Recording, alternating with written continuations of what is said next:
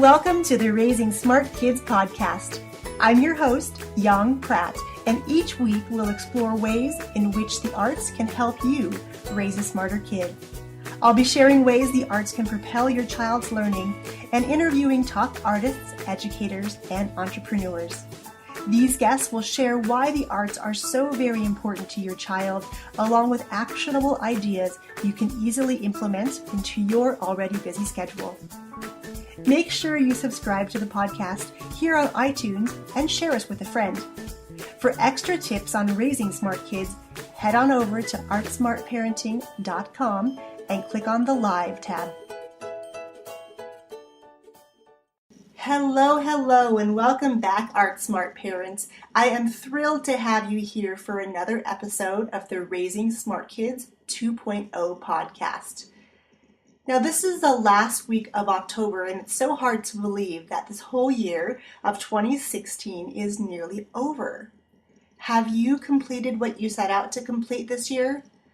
I know for me, there are still some things on my goal list that have yet to be completed, many of which revolve around my kids, spending quality time with them, and creating lasting memories that will live on for years and years.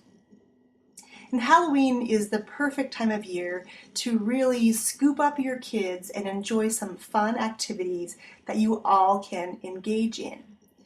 The one that comes to mind for me, actually there's two, is being able to pick pumpkins, create an idea, and then watch that idea come into reality. My kiddos just finished their pumpkins last week, and my youngest took hers to school for a pumpkin contest. She's an avid reader, and her favorite book and series right now, of course, is Harry Potter. She's read through them at least twice at this point. So she made this adorable Harry Potter pumpkin. She painted some black hair with some glossy paint, black stem. She carved a little scar in its forehead and then hot glued on some Harry Potter style glasses. And the thing was so cute. And my oldest actually created two. She created this very pristine white pumpkin with stripes on it. So there's orange followed by white all the way around the pumpkin. And then used some paint to create jewel-like images all the way down the seam of the pumpkin. So it looks very elegant and beautiful. She also did create another pumpkin for us, and it's for my Performing Arts Academy. Now this week we're celebrating in a big way. The kids get to wear their costumes to class.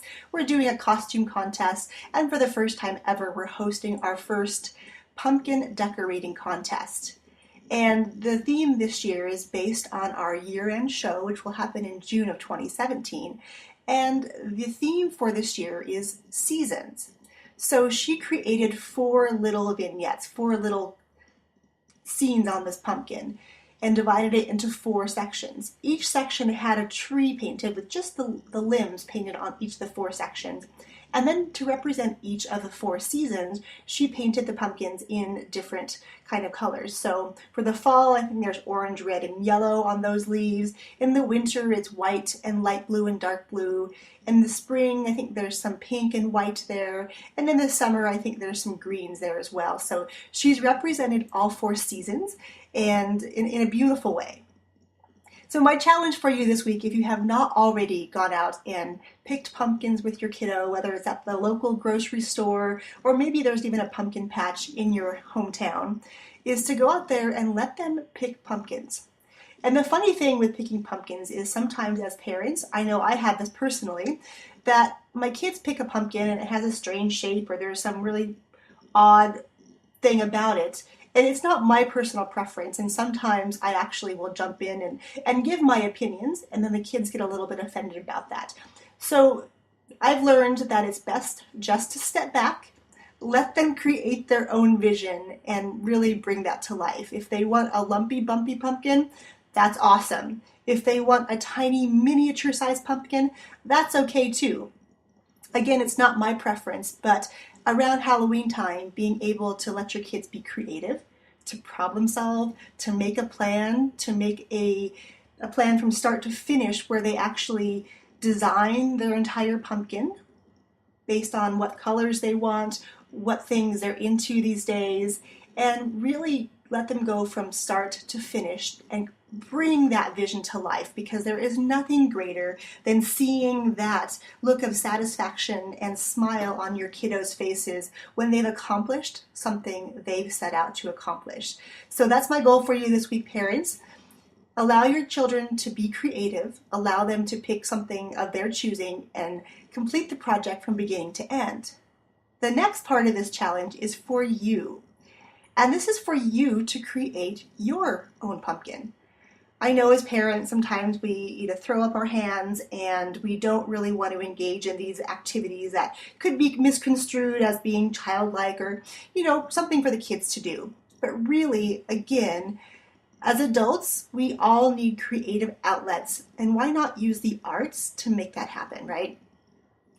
Maybe there's something you had floating around in your head about an idea for decorating, an idea for your favorite holiday, and maybe it's Christmas coming up. Let Halloween and pumpkin decorating be that step to get you to enjoy some creative time, to get you to really engage your creativity muscles, and again, for you, planning something that there's a definite start and there's a definite end. It's definitely sometimes challenging to let down our guard and be creative and watch your vision come to life. But in all art, whether it's pumpkin creating or maybe your kids like to dress up and they have great costumes they like to wear every year, no matter what it is, Halloween is such a great time for us to be kids again, for all of us to be kids. Enjoy some extra bits of candy. You're going to be walking Halloween night to go collect it, so enjoy those and really let this time of year and the crunchy leaves you're walking through create lasting memories for your kids. All right, my friends, there's your challenge for the week. Celebrate Halloween, celebrate the arts, and celebrate togetherness this week. I'll post some pictures of my girls' pumpkins over on our show notes page, which is located at blog.artsmartparenting.com. I'll also share with you the amazing makeup my oldest daughter did on my youngest for a Halloween party that she attended. I was a bit shocked and surprised at what was created, but the end result is quite astonishing, and I can't wait to hear and see pictures from your Halloween celebrations. Cheers! Thanks for tuning in to the Raising Smart Kids podcast. If you're enjoying this podcast, please share us with a friend and head on over to iTunes and leave us a review there and let us know you're enjoying the show. If you're looking for more tips on raising smart kids, head to Amazon.com and pick up a copy of my first book, Raising a Superhero: How to Unleash Your Child's 8 Superpowers and Propel Learning Through the Arts. Thanks for allowing me to be your guide on this parenting adventure, and I look forward to catching you next time.